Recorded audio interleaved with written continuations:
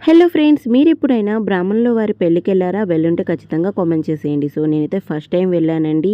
So పెళ్ళి ఎలా జరుగుతుందనేది చూడడానికైతే చాలా ఎక్సైటింగ్‌గా వెళ్ళాను.